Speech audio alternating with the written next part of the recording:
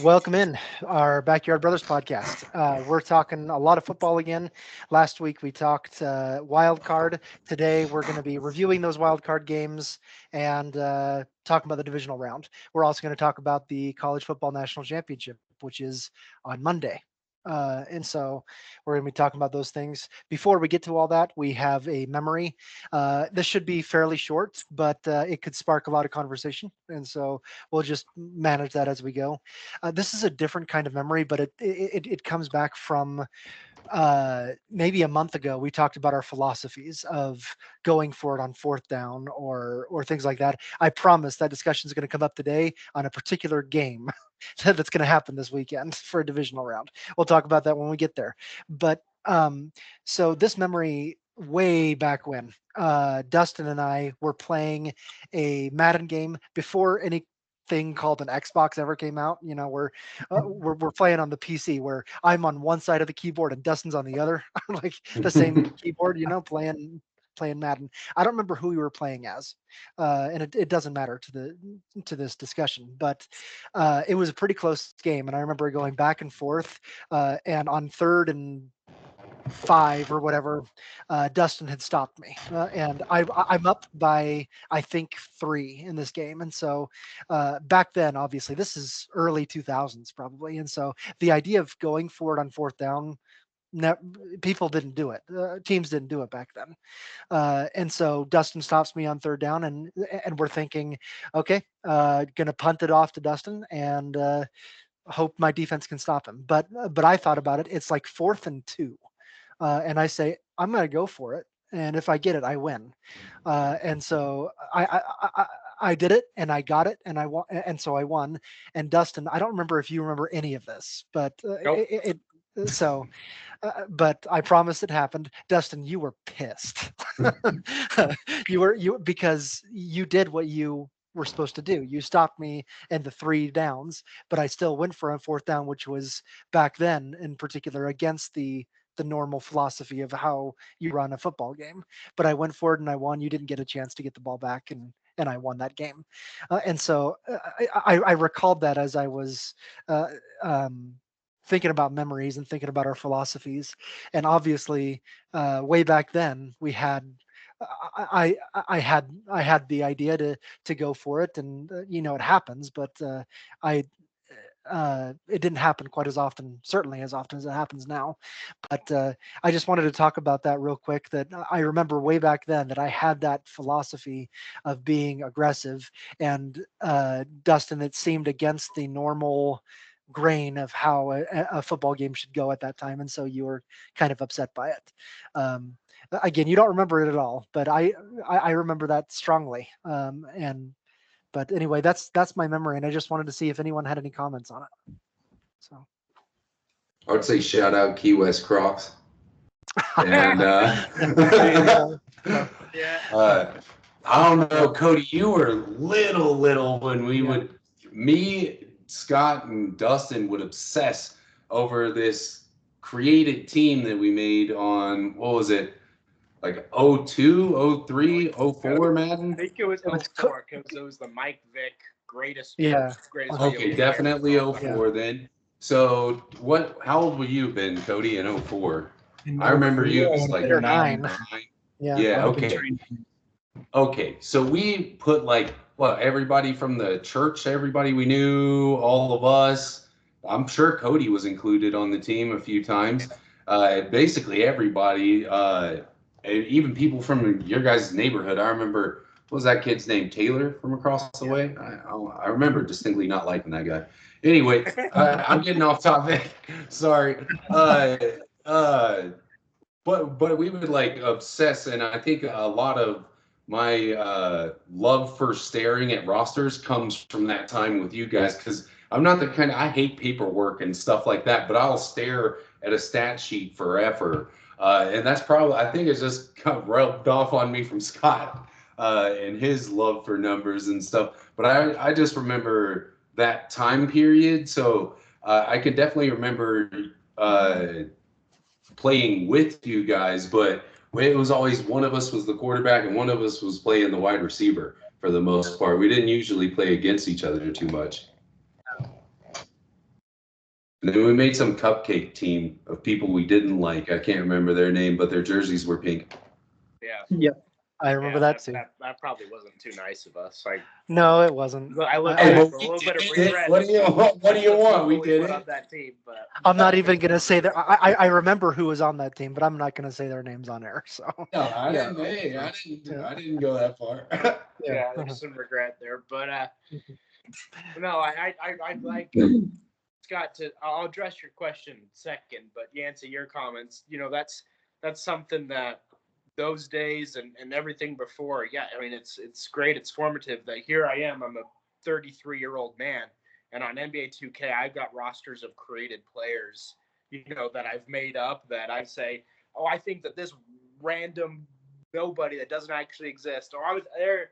I imagine that they're kind of a clone of John Stockton or LeBron James, and I fiddle with that and create players and do all that, and so it's one of the fun things of playing in a environment in which you can fiddle with rosters and create things, and I certainly hope that games keep that feature and allow people to play single player in that way and not just continue to force online interaction, because I think that's important and part of that. Now, to address the second part of the question, the original question, Scott's, for years, it has always been, if you stop the team and force a fourth down, you get the ball back. And that's changing. It's different. More teams are going for it on fourth down. The analytics prove that it's worth it, to do it in certain situations.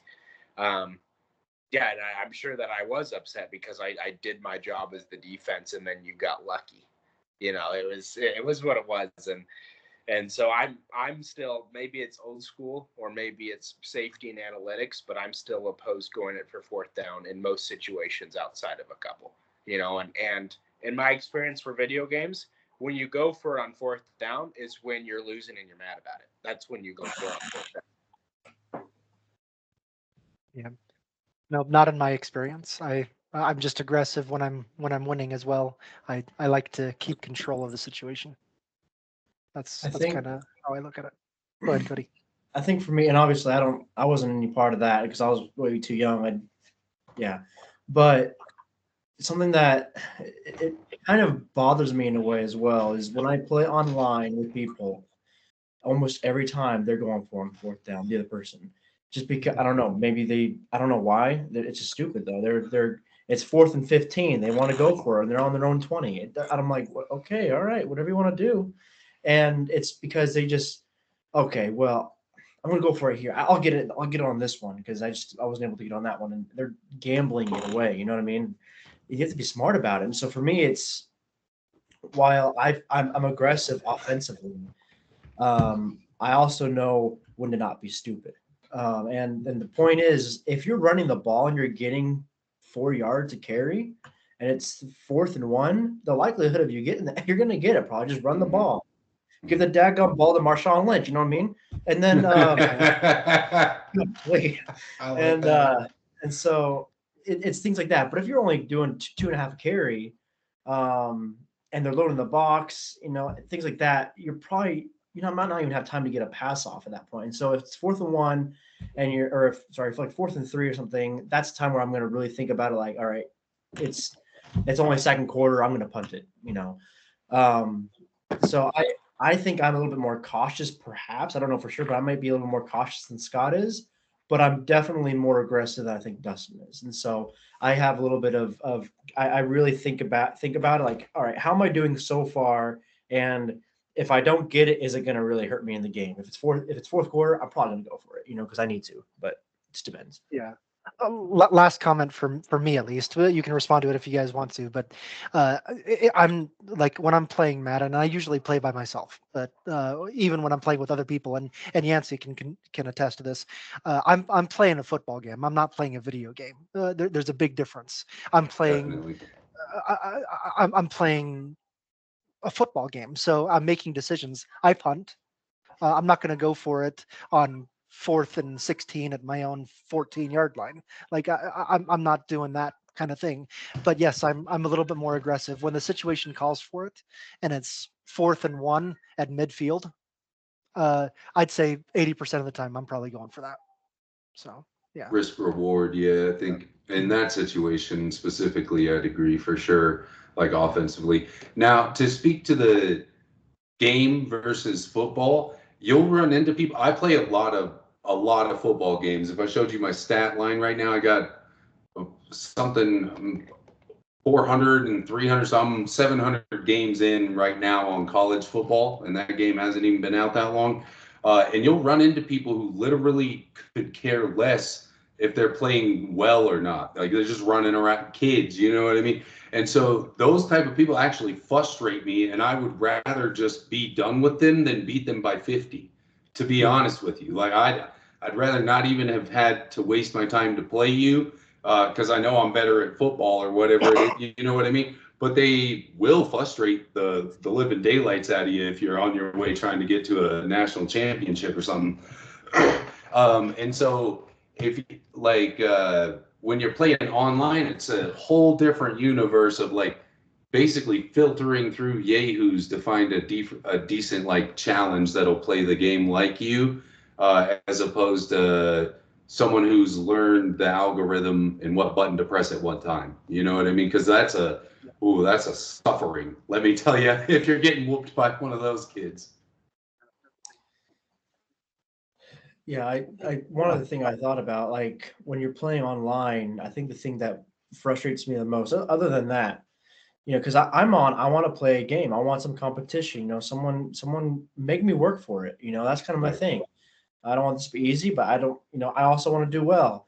And then there's people out there though. If I'm doing well against them, I just pick them off, or something like that. They just quit the game, right? And I'm Instantly. just like, it gives me the win, but I don't care. I don't want that win. It wasn't a win. It was they forfeited the game. And I don't know if that happens to you, Yancey, much, but it annoys the crud on me. Like, if you're not going to get on here, actually play the game and stay off of it, And so lately I've been doing a lot more games myself too. I'd rather go against a computer, but and play a whole game out. I don't like that either though, because it's so an algorithm is set up. It's just not scripted. It doesn't feel as real as someone else trying to play you. But then they don't care enough, and so it's hard to find an actual game on Madden that I enjoy. I got a third slot on my college ultimate team if you want to join sometime. Me and my buddy, so it's either we're getting beat by 3 points, 1 point, or 40 points. And you'll run into guys who it feels like they have a cheat code. Like literally every play they're on offense, they score running back kicks, kicking onside kicks that you can't recover. And those games suck. But then when you're on a roll and you're beating somebody by 21, they will quit before halftime. If you get 21 on them before halftime, most of the time, say 60% of the games go that way.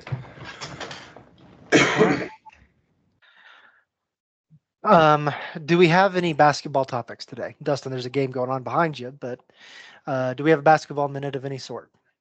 Yeah, so this game on behind me is the rematch between OKC and Cleveland. So a few weeks ago, number 1 versus number 1, East versus West matchup, and it was super close game. Cavs won by 7.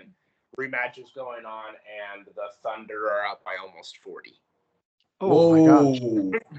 So it is revenge is strong. It is the Thunder have Thunder have scored 102 points, and there's 5.5 minutes left in the third quarter. Oh, they're going nuts. They're going they're nuts. 150 points easy. This is a beatdown. So Dude, it's strong. did Cleveland decide not to show up the second time? What happened? Who's hurt? Yeah, I think Thunder showed up angry, is what it is. And then all Thunder at home this time. It was in Cleveland last time, but yeah, this is an absolute beatdown. Yeah. They're looking at the NBA Finals preview right there. So I would hope so. Yeah. Okay. I'm going to share my screen. Do you all see this? The college football one. Yes. We already talked about these first two. This last one is all we're talking about, and then the next slide is all. So that college football playoff semifinal, I was the only one that picked Penn State. Everyone else correctly picked Notre Dame. It was a good game where Notre Dame or Penn State was up 10-3 at the half. Looked like a really defensive battle, and then fourth quarter came and everyone was scoring. And Notre Dame ended up winning that game 27-24. And then the other one, Ohio State and Texas in the Cotton Bowl Classic. This one was split. Cody and Dustin got it correct with Ohio State really holding Texas to just 14 points, 28-14 final score there. So you can see the final scores down here. Dustin and Yancey are tied at 30 points with this national championship coming up. So one of you two is likely to win. If you both pick the right one, that's where we have a score tiebreaker for this particular game. So to see who wins. But if obviously I'm out no matter what because I picked the last two wrong, and so didn't get any points. Any discussion about those two semifinal games before we move on to the national championship? Jack Sawyer, he is a just a legend. Yeah, a legend, a wrecking ball. He really makes me think of like TJ Watt. That's who I think of. I think of TJ Watt. He's just fast off the edge. He's very quick as well. He's strong. He has no mercy, and that's what changed the game. I mean, Texas was about to tie the game up, and I thought they were. I thought they were going to do it, and then suddenly, Jack Sawyer just strips the ball, sack, and takes it back. What was it, like 95 yards or something? It was like 87 yards. Yeah, something like that. I was staring at the screen, jaw dropped open. I could not believe what I was seeing, and I was rooting for Texas in that game, but at the same time, I kind of wish they both lost. But it was just, you can't be mad at that. I feel like, I mean, there's a lot of people who could be mad, but for me, it's just respect. Like, that was just amazing. He's really good. He's really quick. The offensive tackle, if unless I saw it wrong, he was on him. He was there. He was quick, but Jack Sawyer was just faster, quicker, and more determined. So it was just really literally game-changing play. So yeah. Okay, this national championship game, no one maybe would have predicted number 8 versus number 7 going up against each other in the national championship game, but that's what we have. Ohio State, the best defense in the country, number 1. Also not bad on offense, as we've seen. Notre Dame is hot. They haven't lost since the second week of the season. This is Ohio State, Notre Dame, both looking for their first championship since, Ohio State won in 2015 for the first playoff. 14. Very first 14, yeah. Very first playoff, 4-team playoff. Ohio State won that one. And now they're looking to win for the first 12-team playoff as well.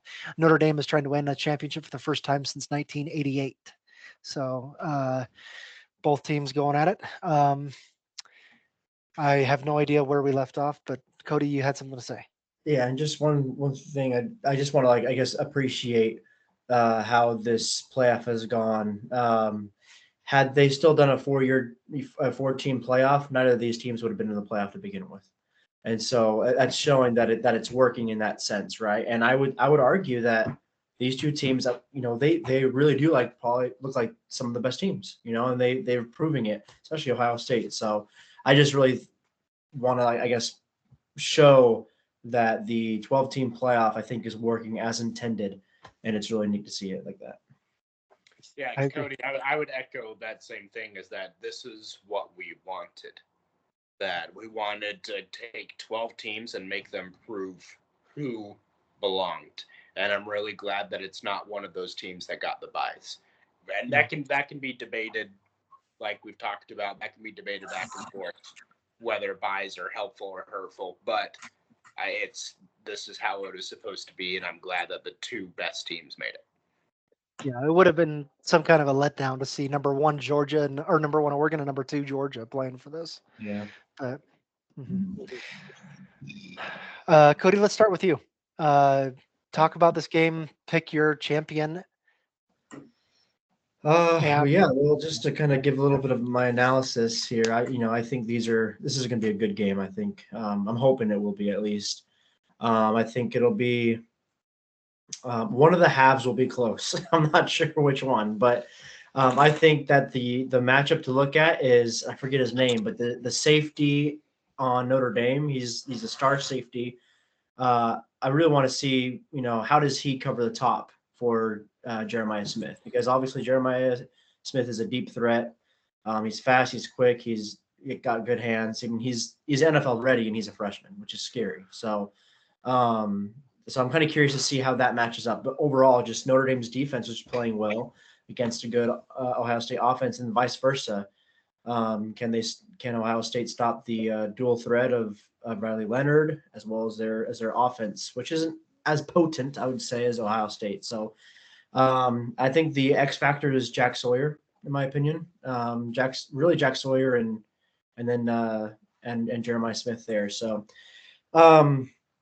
I think it'll be a good game. It's going to come down big time on Ryan Day time management. I really think he does a terrible job at that usually. He's been doing okay in the playoffs. So if this gets close to the end, he needs to be paying attention really close. I'm going to say that this game, Ohio State is going to be up by 2 touchdowns at the half. Maybe like 21-7 or something at the half. I think that Notre Dame starts coming back into it. I do think Ohio State wins it all. I think it's going to be, let's see here. I'm going to say 31 to 28. Yeah, 31-28, Ohio State. Okay, Dustin? As I mentioned, I think these are the two best teams. I think we'll see a good game. However, I feel like Notre Dame has achieved a lot during this playoff and have proved maybe more worthy than, that proved more doubters wrong. So I'm gonna give this to Notre Dame. Notre Dame wins, and I'm gonna say it's 26-20.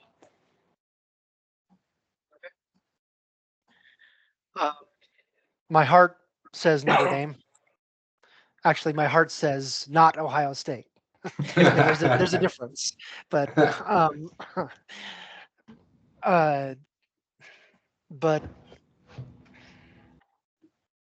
but I think Ohio State's going to win this game. I do.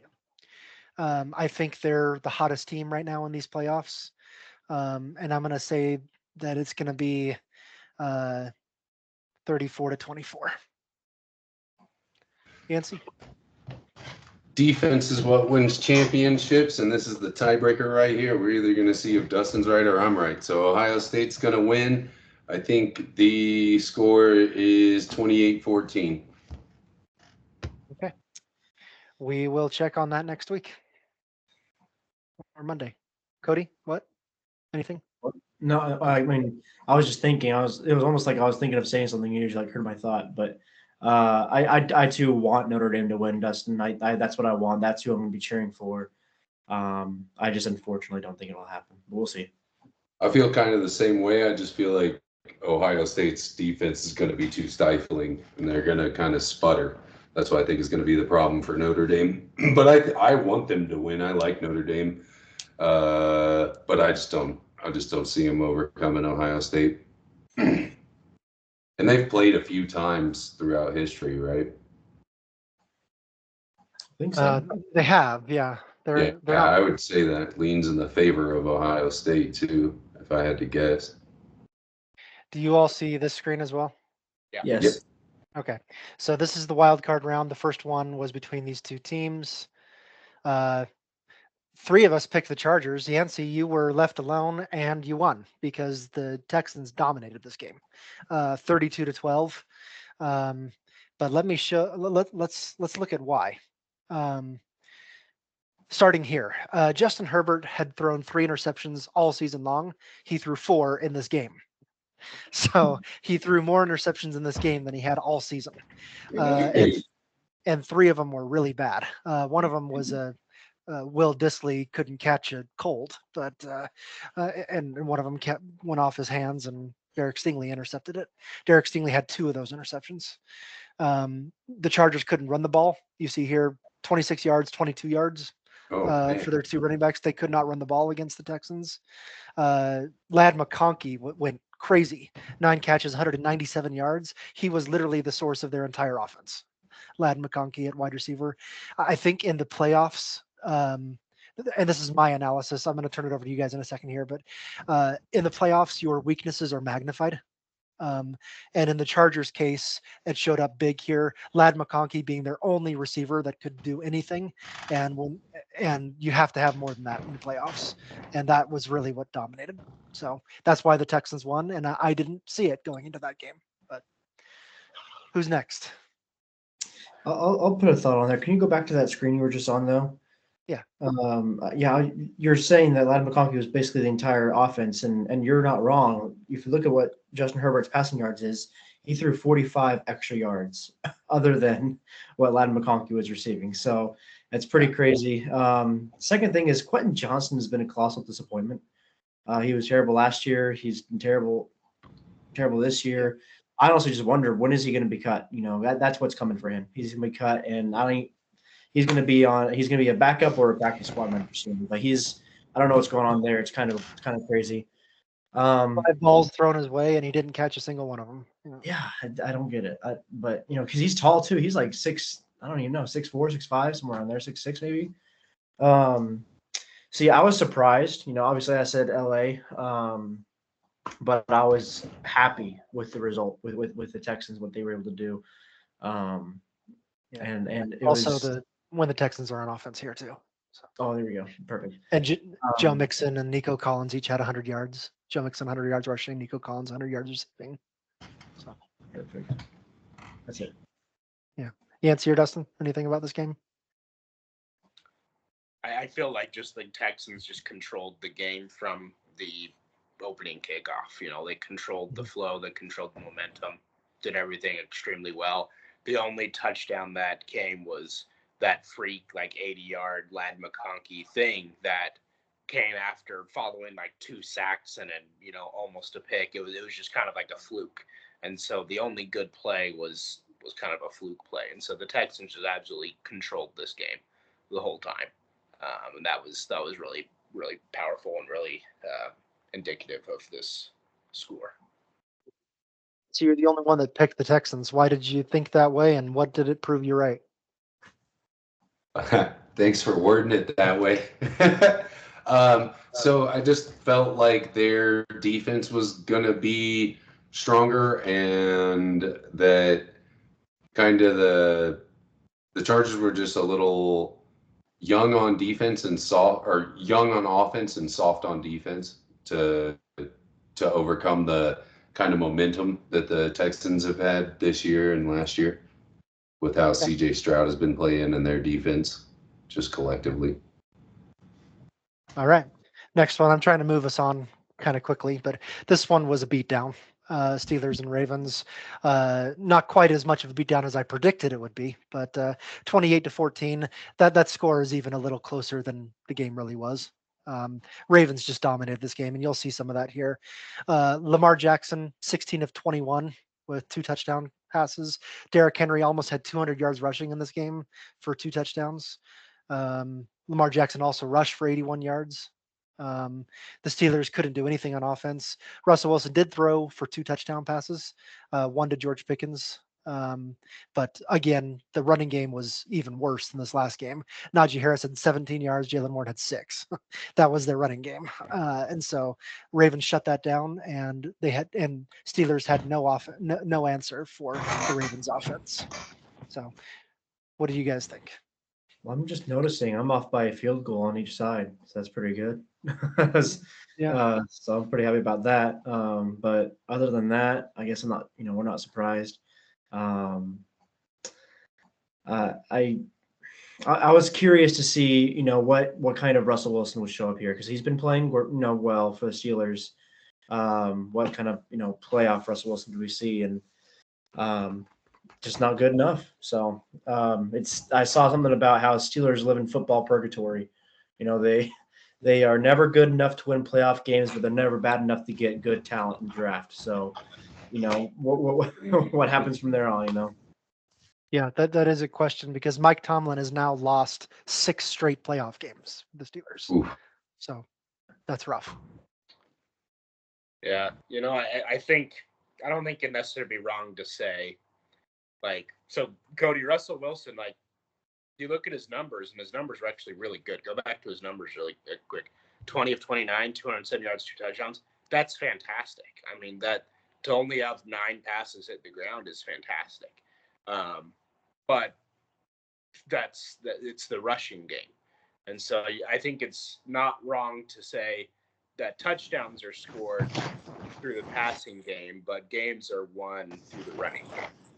And so it doesn't matter how well the quarterback can pass the ball and all that stuff. That may get you points, but the game is won in the trenches, with time of possession and ability to control momentum and all of that in order to set yourself up for a good passing game. And so even though Wilson had a great game through the air, Steelers were terrible on the ground and then terrible on defense as well. You can't say anything? Yeah, I think I agree with basically. Yeah, I agree.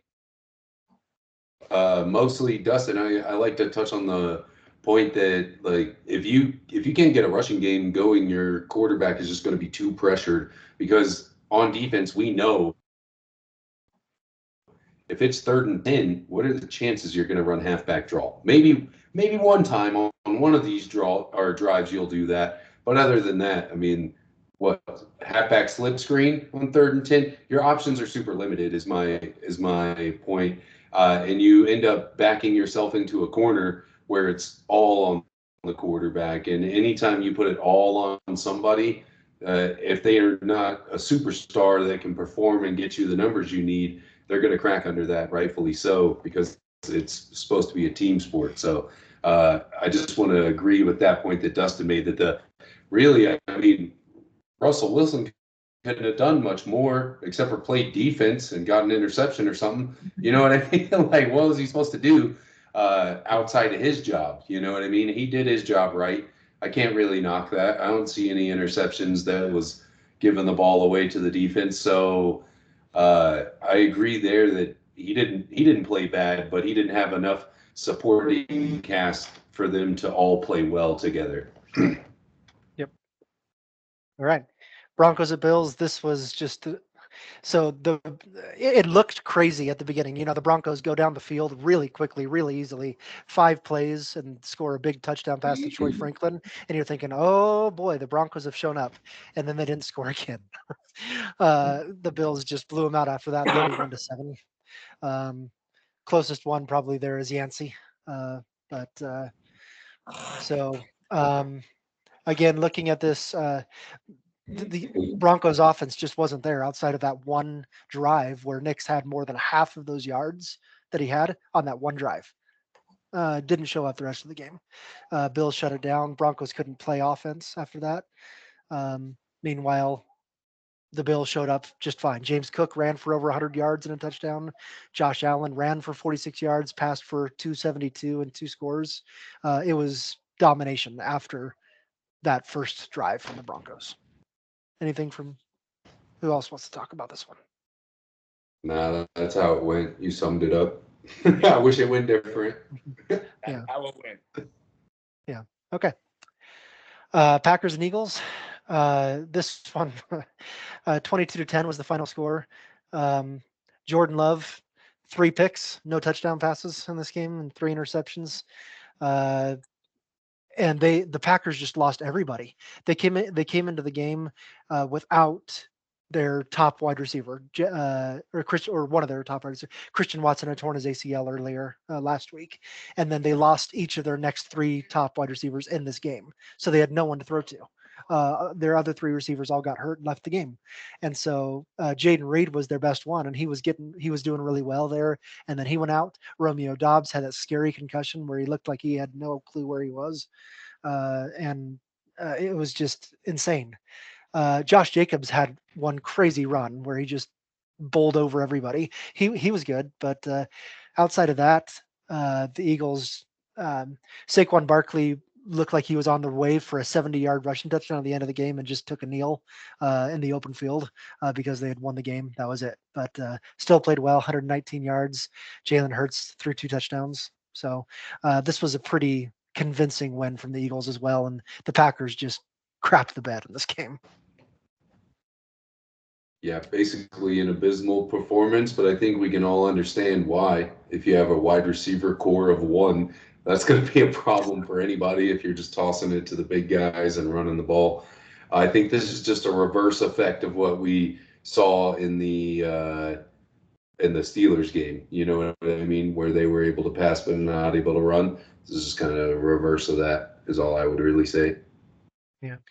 Yeah, I'd liked seeing Barkley slide down, when the Victor was assured he got that first down. And I think people asked him about that, and he kind of said, that it was the safest thing to do, that who knows if he runs for the end zone, maybe he pulls a hammy or somebody else gets hurt on the team, things like that. And he says, we had the victory. Me going down was the best choice. And I thought that was very mature, and I thought really represented good decision making. Yeah, I like that I'll team agree first with that. mentality. Yeah, 100%. Like, hey, what's the sense in running extra play? I saw that movie where Boobie Miles got hurt. All he knows is football. What are you gonna do now? So why do that to somebody else when we could just win the game and get out of here? Yeah. All right, Commanders and Buccaneers. This was sorry, try to move past it. This was the other game. We only had 2 games where we were different. Dustin, you were the only one different, and in this case, you were the only one wrong. The Commanders won. This was also the only real good game of the 6. The close game where Commanders hit a walk-off field goal at the end of the game. And I want to talk about this one in particular for just a second, because Dan Quinn and the Commanders went for it on 4th down 7 times in this game. Because they were they were the underdog, and they said we need to steal these possessions. They only got 3 of them. They only went 3 of 7, but the one that really counted was this one at the end of the game, where they went for 4th down to keep the possession of the ball so they could kick a field goal, never give it back to the Buccaneers, and they won the game that way. On the other side, the Buccaneers, coached by a defensive coach in Todd Bowles, on that other side, I think it was when the Commanders were up 20-17, and they go down. It's 4th and 1. Todd Bowles decides to kick a field goal to tie up the game. This is according to Dustin and Yancey's philosophy, right? They never see the ball again and they lose. If they go for it, they score a touchdown, they're suddenly up 24-20. A field goal doesn't do it for the Commanders. They have to score a touchdown at that point. You go for the field goal, you tie it up, it's great. You never get the ball back again, and you lose the game. So anyway, those were my thoughts about this game. So. You secretly in that position, you secretly threaten the defensive line with a knife and tell them, if you don't give me the football back and win me this football game, I fire you. It's just that simple. Big players make big plays, and so you have to count on your defenses to do their job and not allow that field goal and win you that game. And I'm not coming off of that. If the offense did their job, that would have been great, but they didn't, and so we only got 3. So now it's time for the defense to do their job, and we can't just hand out excuses. That's how you get handed a loss. So I would say that the philosophy there is right. You take the points, tie the game, and try to do your job on the next possession. Really. Yeah, I think my reaction, Scott, is 4 times you gave the other team the ball with good field position. How much more could you have won by if you had made good decisions? Instead of winning by 3, could you have won by 14? And so I'm glad that he went for it on 4th down, was able to get that field goal to win the game, but he was probably in the situation because of decisions to turn the ball over being made before. And I know you may have a comment to that, but the other thing was,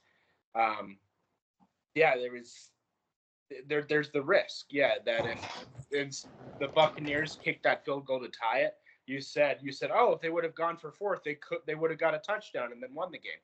Or they could have missed it and then be losing at that time and have no choice but to try to force a turnover. That's your only option, is to try to force a turnover. And so when you're taking big risks, the consequences become very narrow, and you put yourself in a situation. And so I think that there are situations in which one should go for it on fourth down, and I think that most of those times they're let's say, how do I say it, that those situations aren't being presented as often as people are going for it.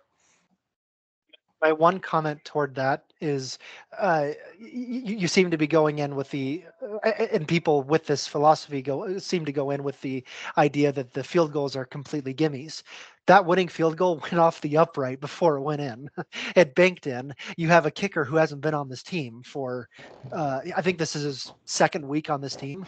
He's a guy off the street because the Commanders keep losing their kickers. I don't think Dan Quinn had much confidence in his kicker, and you saw by the end why that was the case. And so he went in with a philosophy that I don't want to leave it up to my kicker because this is my sixth kicker of the season. And so his philosophy was a little bit different in that sense, because obviously a 36-yard field goal that banks its way in on the upright, you don't have a lot of gimmies there. So I think, well, first off, I got to say, you got it right, Scott. I was noticing you said 23-20. That's what it was. Yep. So that is nice on the nose. So that's really good. I think, it's interesting what you're saying, all of you. First off, hindsight is obviously the best side, right? We look at hindsight. Okay, well, yeah, obviously if I'd done this, kind of thing. But that's just not how it works. You don't see with hindsight in real time.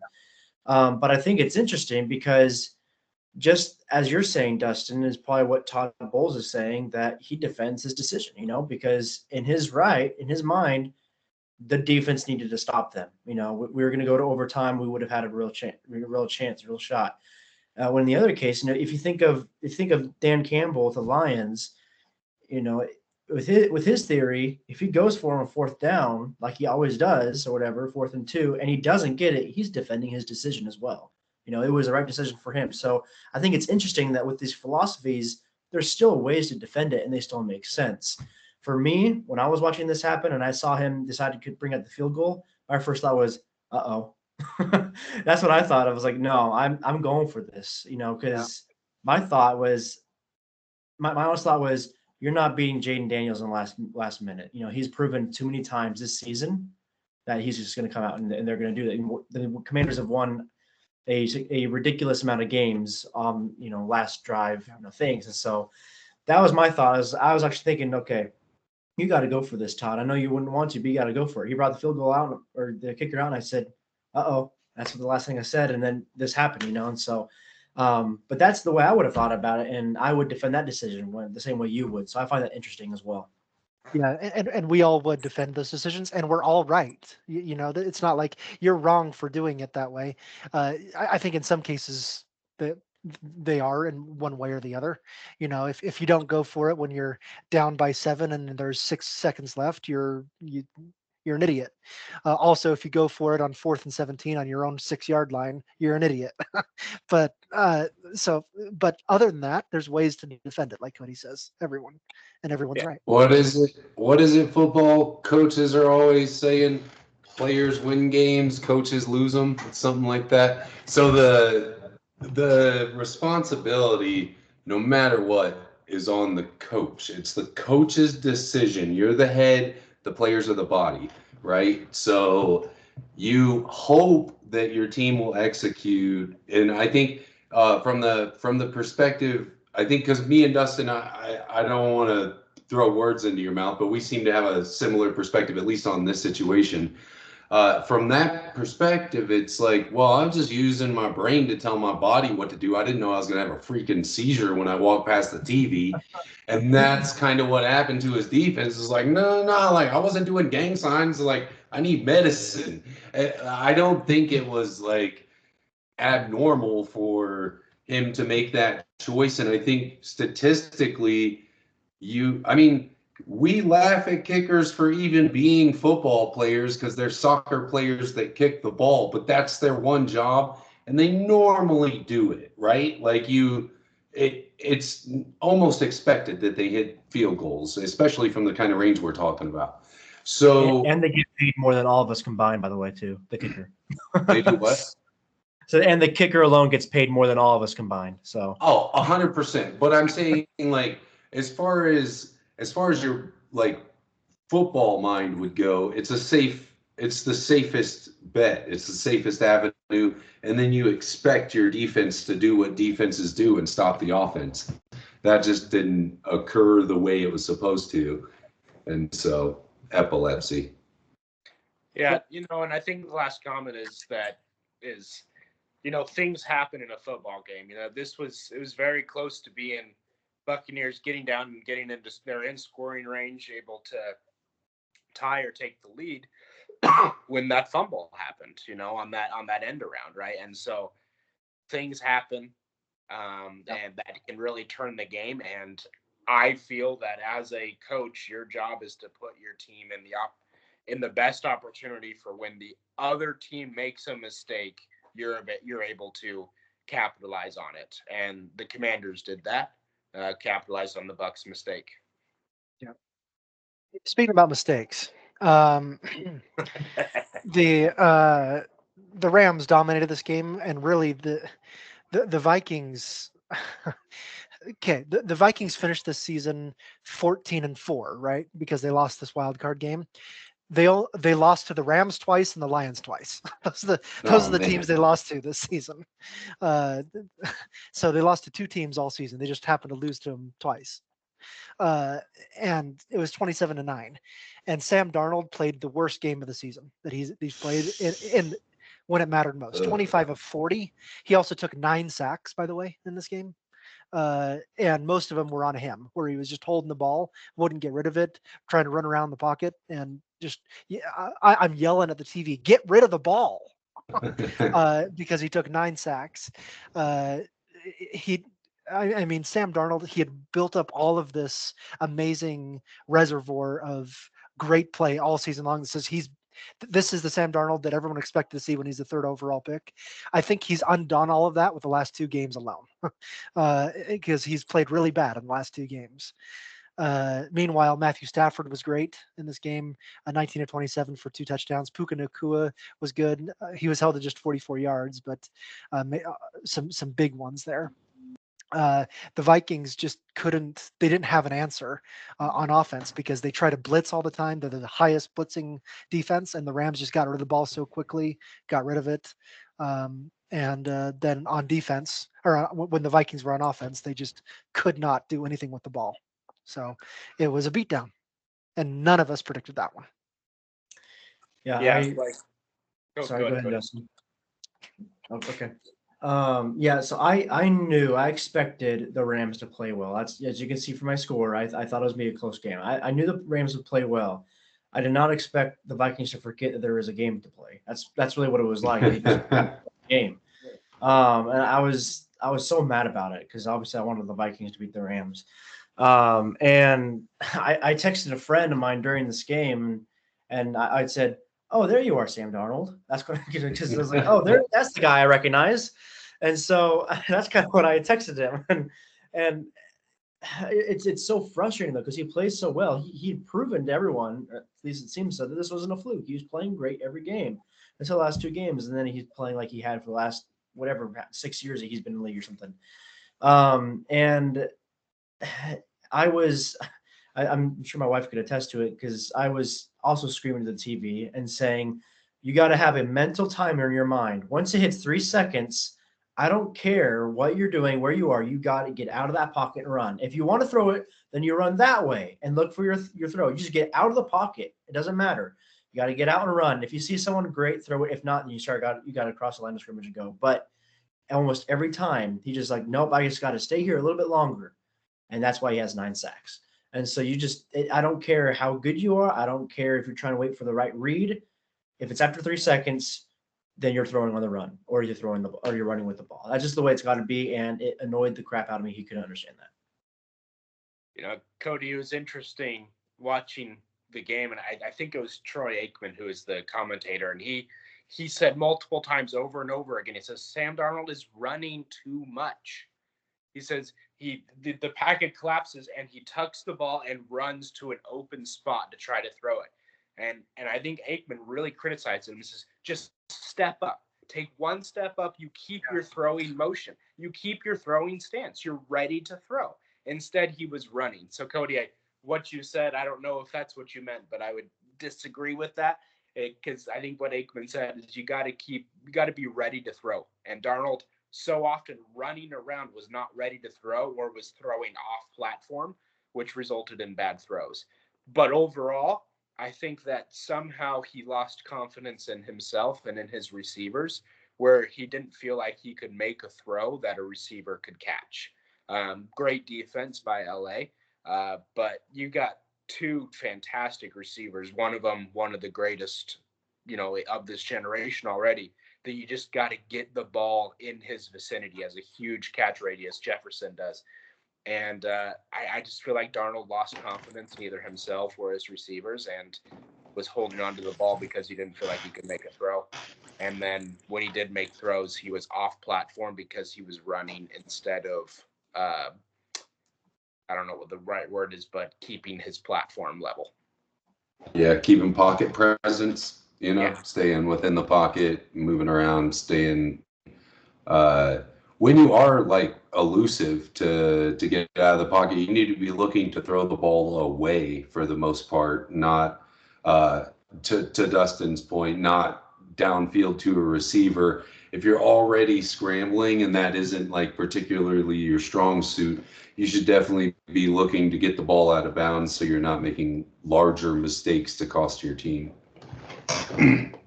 Okay, we got 25 minutes to get through 4 games, and so I'm going to get through these as quickly as I can. So this is the first divisional game on Saturday, Texans and the Chiefs. Again, we saw what the Texans were able to do. The Chiefs rested starters in Week 18, so they're actually 15-1 in meaningful games rather than 15-2. They got destroyed by the Broncos, but no one really played, and so it doesn't matter. The good, you can see they're 11-0 in 1-score games. They're really, really good when it comes down to those 1-possession games. They're number 2 in the NFL in third down conversion rate, almost 50%. So they're really good in those situations. The bad, not a great rushing team this year, and not a good red zone touchdown percentage. They have to go for a lot of field goals, or they turn it over in there. And so the biggest thing for me to look out in this game is going to be in the trenches on both sides. The Texans probably have the worst offensive line in the NFL, or at least in the playoffs at this point. And so that's going to be eaten up. That's on this one by George Karlaftis and Chris Jones and that group. That's going to be a problem for the Texans on that offensive line. The same is true though for the Chiefs. They're playing Joe Tooney here. He's a left guard. They're playing him a left tackle because their other left tackles are horrible. And so they're bringing this one of the best left guards in the NFL, putting him at left tackle because he's their best option. He doesn't play good at left tackle, but he's better than anyone else. And so you're really hurting 2 positions there because you're taking him from his best position and putting a backup there, and you're putting him at left tackle. And this is against 2 really good edge rushers, and Danielle Hunter and Will Anderson. So I think the 2 offensive lines are trouble spots for both of these teams, and that's kind of where it's going to be won or lost. I mean, obviously Patrick Mahomes has had a great season. Travis Kelce's doing well. Isaiah Pacheco should be back for this game, and that's an important thing for them as well.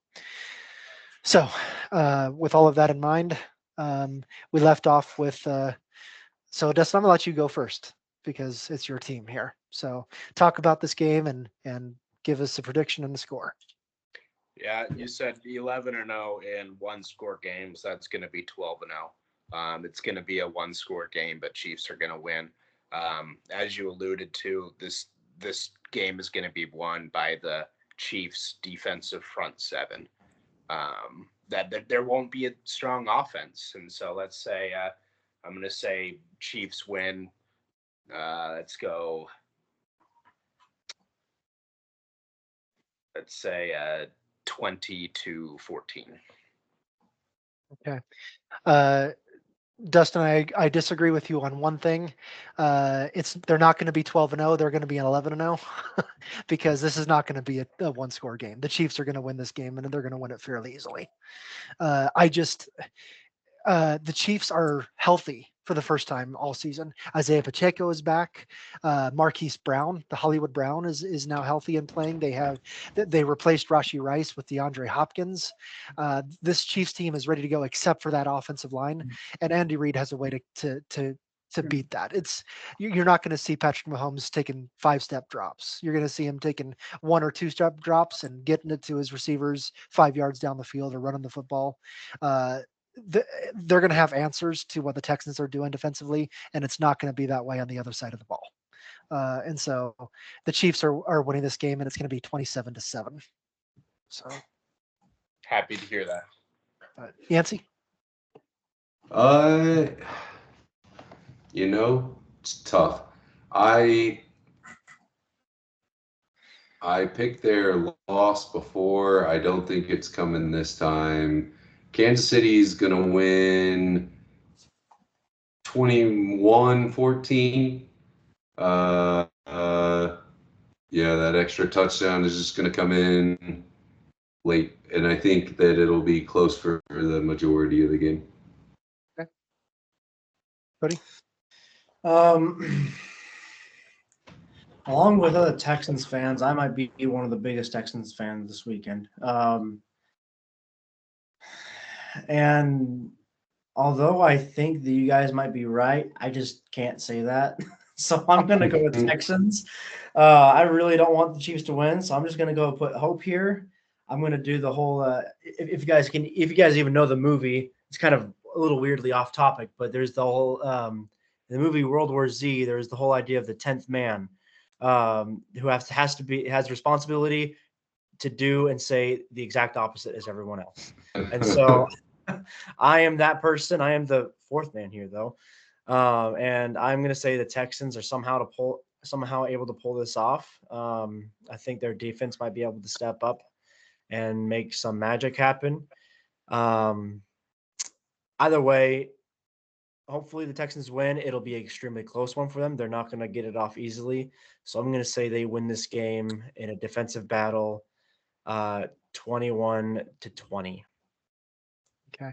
I think the only way the Texans win this game is if rust shows up for the Chiefs, who haven't played it really in a month. So if the Texans can start really concerns. If the Texans can start really fast, they might have enough. But that's the only way to me that they can pull it off. So historically, teams that rest guys end up kind of faltering in the next game, right? It varies, but okay. I mean, we've seen it both ways. Okay, this is the this is going to be a fun game. Commanders and Lions here. We may not see a single kick in this game, field goals or punts. I think everyone's going to go for it on every single fourth down with these two head coaches. That's what they've done all season long, both head coaches. I think this is a game where we might see a 50-yard kick at the end of the first half, and that's about it. Everyone's going for it the rest of the time. The Lions, we saw that what the Commanders just did, but the Lions is their best record in franchise history. They're number 1 in the NFL in points, 33.2 per game, number 2 in yards, number 2 in passing yards. The bad, not great defense, number 20 in yards allowed, number 30 in passing yards allowed. But offensively, this is the best scoring team and one of the best moving teams in the NFL. When the Lions are on offense, Jared Goff, the best completion percentage in the NFL this season, 72% completion this season for Jared Goff. Crazy. He was fantastic at distributing the ball. There were a couple of games where there was one game where he didn't miss one. He went 18 for 18 in a game. And so, yeah. Amon-Ra St. Brown has played really well, 1,200 yards receiving. David Montgomery is going to be back for this game, so they have weapons everywhere. David Montgomery, Jahmyr Gibbs, Amon-Ra St. Brown, Jamison Williams, Sam Laporta, everyone. They have weapons everywhere. And they also have a really good offensive line. 33 sacks allowed. This is the entire offensive line, and that's actually top 5 in the NFL. So they don't allow a lot of sacks. Whoops. I'm okay. Sorry. And the next one that we see here is the Commanders, and when the Lions are on defense, they have some good players. Kirby Joseph led the NFL with 9 interceptions this year at safety, and so he's really really good at picking the ball off there. Jaden Daniels though was excellent in this last game, and he's been pretty good all season long, not turning the ball over, and so. That's where it comes down to. That's probably where it's going to be won or lost. There is when the Commanders are on offense, because I don't think the Commanders are stopping the Lions offense. And so because it's my turn to go first, that leads right into what I'm going to say. I don't think there's going to be a lot of stopping anyone on either side of the ball in this one. I know the Commanders are not stopping the Lions offense, and I think the Lions stop the Commanders 1 or 2 times to get the win. But it's going to be a pretty high scoring game. I'm going to say 41-31. Yancey? We're kind of along similar lines. When I was looking at the fact that both teams' defenses pretty much suck, I was like, well, who sucks a little less and who has the better offense? And that happens to be the Lions. So I'm going to agree with you there, and we're going to go 31-24 for the final score. Cody?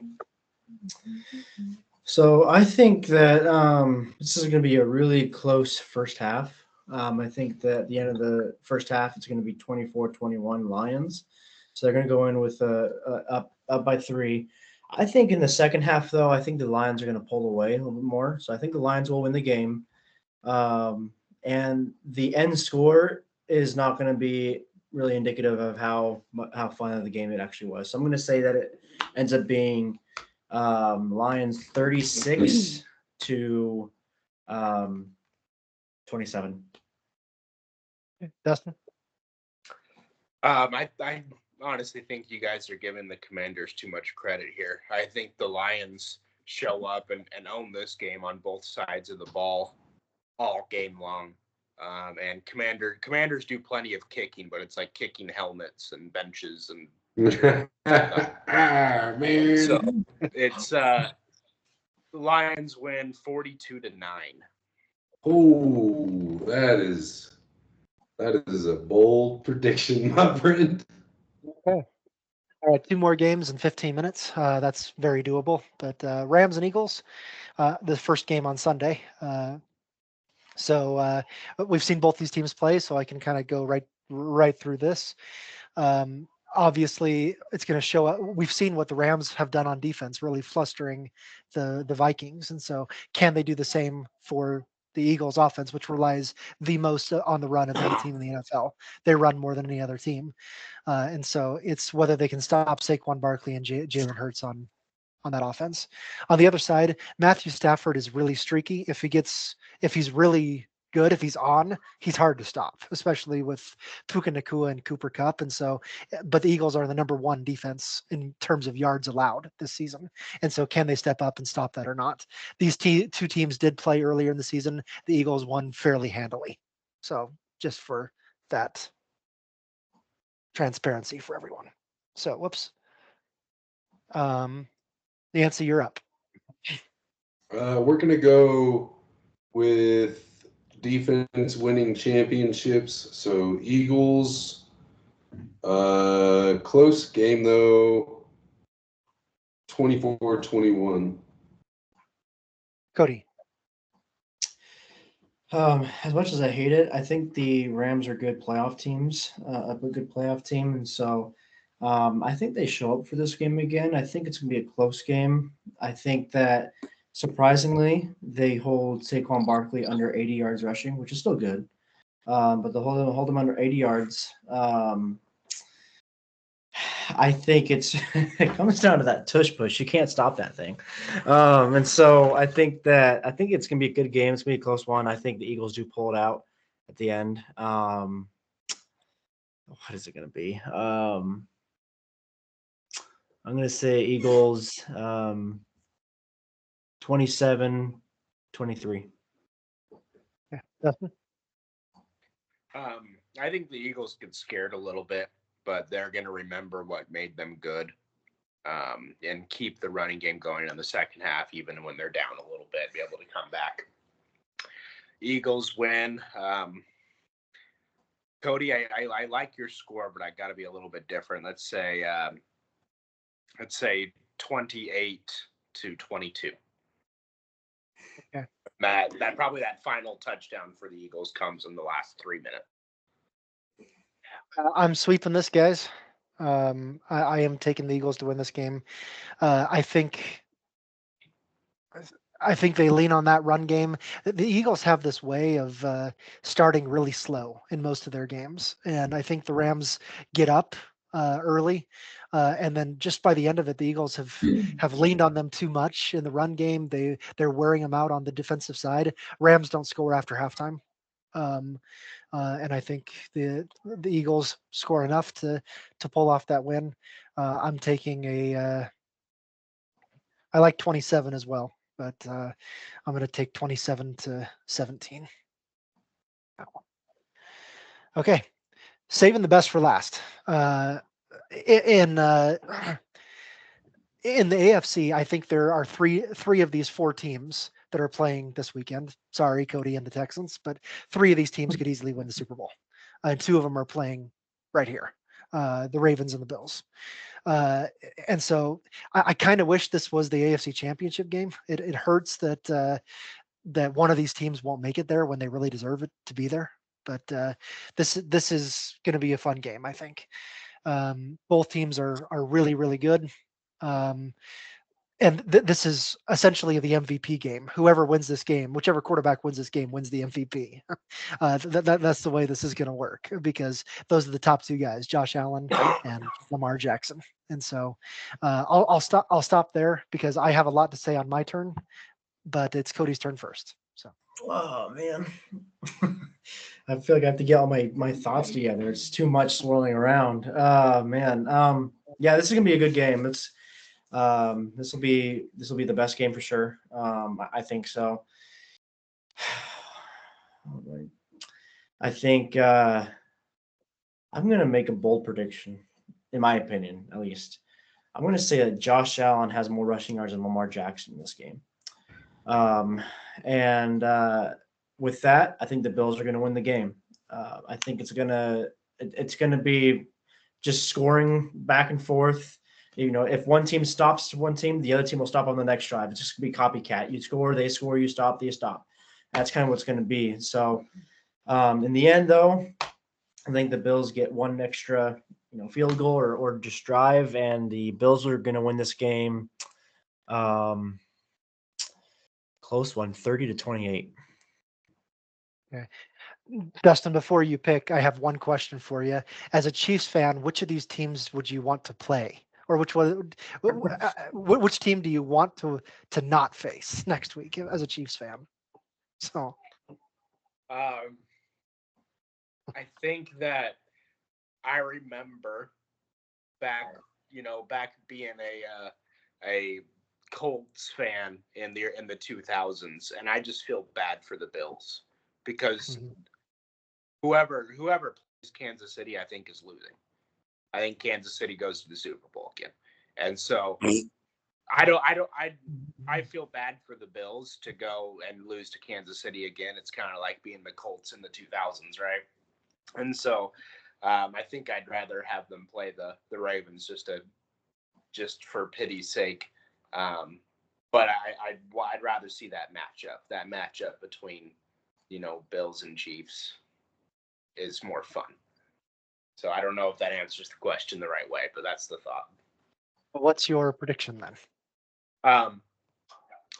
So Cody, I actually had a contrary thought to what you said, which is I think the quarterback with the lesser rushing yards is going to win the game. that whatever offense is able to get more production through regular offense as opposed to a scramble is the superior offense. And I do think the Bills are going to be able to do that, but it's going to be a fun, close one. Bills win 34-30. So I'm putting all my thoughts together here. I think this is the game of the year. I think it's going to be high scoring, and I think it's going to be just neither team leads by more than a possession throughout the whole thing. And Dustin, contrary to your thought, I think whoever wins this game beats the Chiefs next week. I think both of these teams are a better team than the Chiefs this year. And I think whoever wins this game is going to the Super Bowl. That being said, these two teams played early in the season, I think week 3 or 4, and the Ravens just destroyed them. You look back on it, they're kind of different now, but you look at what the Ravens are doing, they're scary on offense because they make you wrong no matter what. The way that the Steelers focused last week, they said we're not going to let Derrick Henry beat us in that first half, and they sent everyone toward Derrick Henry. Lamar Jackson just took the ball and ran it away. And they changed tactics and said, okay, we can't let Lamar beat us. They gave it to Derrick Henry, and he ran it up the middle and got everywhere. And then they said, okay, we're just going to stack the box. No one can run at us.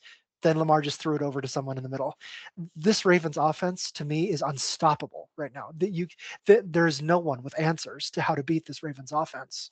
That being said, Josh Allen is going to have a crazy game too. He's going to have answers for everything. Up until the end. The Ravens do win this game, in my opinion. But it's going to be the game of the year. Like I said, really high scoring. We are seeing a 48-47 final score. So, Yancey. No defense there. So I'll say for the 2000s Colts, we got one of them. So don't count the Bills out all the way. But I don't think that it's this year for them, and I think it's because of the Ravens and the play of the Ravens. I agree that the Bills are a good team, and they've put a lot of things together, but I think that the Ravens are a better team. They're going to be able to just outpower the Bills on offense. I think that you all had great points as far as how the quarterback play could go. I think that Allen will play quarterback better from the quarterback position, but it won't matter because the Ravens are going to be running it down their neck so much that once they're able to anticipate that, as Scott was alluding to earlier, Lamar's going to throw over the top of that defense. And I think that's what's going to end up happening to him. I don't think it's going to be as crazy high as you guys seem to. I'm going to go 28-17. Okay. Well, we will check in on these next week. Excited for 4 really good games this weekend. Any last thoughts from anyone? Okay. Great games this weekend. We're going to recap the national championship game next week. We're going to recap these 4 divisional rounds, and we're going to predict and preview the 2 conference championship games.